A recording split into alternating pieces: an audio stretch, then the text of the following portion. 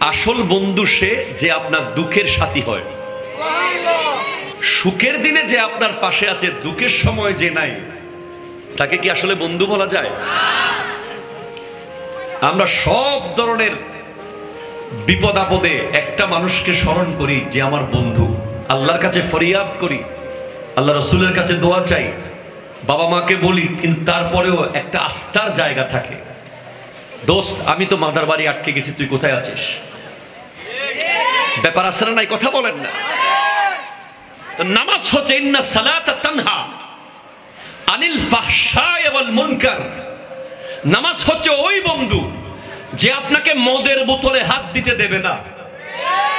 সুবহানাল্লাহ, জোরে বলতেছেন না আপনি? নামাজ হলো ওই বন্ধু যে আপনাকে ঘুষের টাকা ধরতে দেবে না।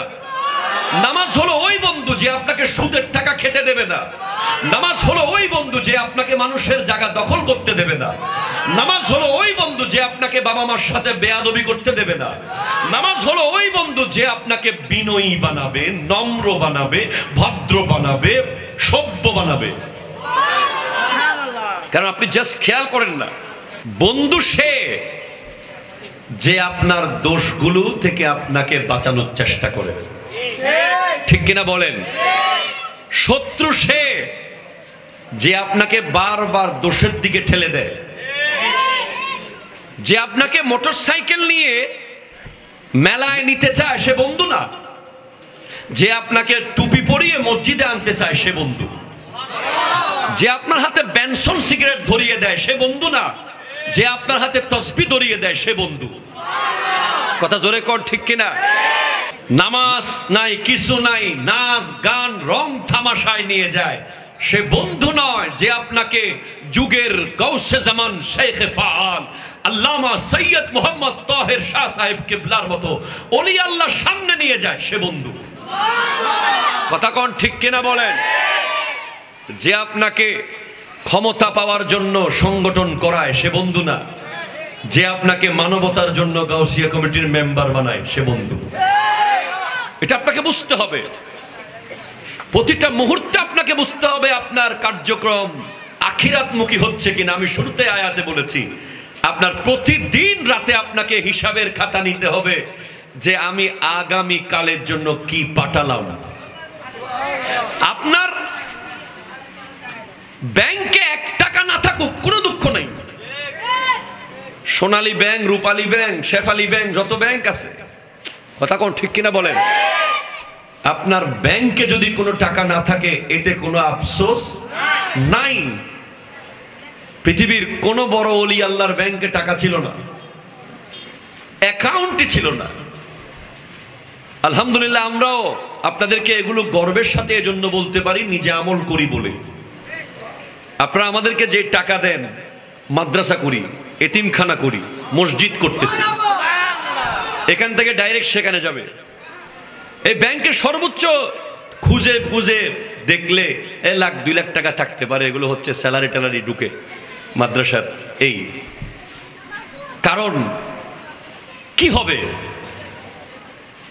ব্যাংকে লক্ষ টাকা না থাকলে আফসোস নাই, কিন্তু আখিরাতের ব্যাংকে যেন থাকে। ঠিক কিনা জোরে বলেন না? আখিরাতের ব্যাংক। ওই যে মসজিদে যখন জুমার দিন আপনার সামনে একটা বাক্স যায়, আছে না? এটা মসজিদ না? এটা মসজিদ তো। এখানে জুমার দিন একটা সামনে দিয়ে বাক্স যায় না, পট? এখানে আছে সিস্টেম। একেবারে সেরা 10 টাকা, যেটা হোটেলে নেয় নাই।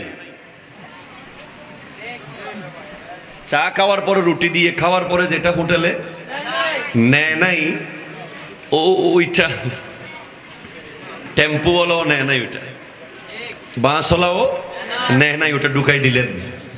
আর ওই বড় বড় ব্যাংকের অ্যাকাউন্টে গিয়ে বান্ডিলে বান্ডিলে ঢুকাইলেন।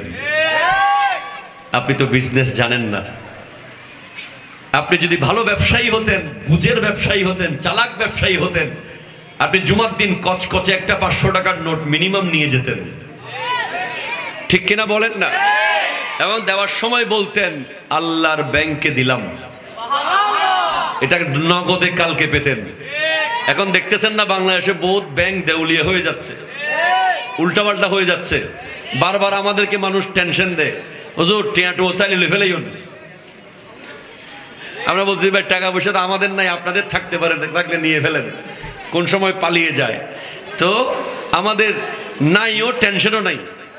যাদের আসে তাদের টেনশন বেশি, রাত্রে ঘুম নাই, ঠিক কিনা বলেন? কোন সময় সকালে ঘুম থেকে উঠে নিউজ পেপারে আসতেছে অমুক ব্যাংক নাই। সেজন্য আমাদের আফসোস নাই। আমাদের আফসোস তখন থাকবে যদি আমি আজকে ফজরের নামাজটা না পড়তাম, এর চেয়ে বড় আফসোস আর থাকতো না। আমাদের যুবক ভাইরা কি করে, মোবাইল ফোনে একটু কারেন্ট চলে গেলে চার্জ দিতে না পারলে এত আফসোস, কারেন্ট কখন আসবে, কারেন্ট কখন আসবে, আরে আইফোন বন্ধ হয়ে গেছে, আরে অমুকের কমেন্টে রিপ্লাই দিতে পারতেছি না, আরে হোয়াটসঅ্যাপে মেসেজ এসে পুরাই যাচ্ছে, কিন্তু নামাজ যে চলে গেছে কোনো আফসোস নাই। মোবাইলের চার্জ চলে গেছে এটার জন্য যে আফসোস,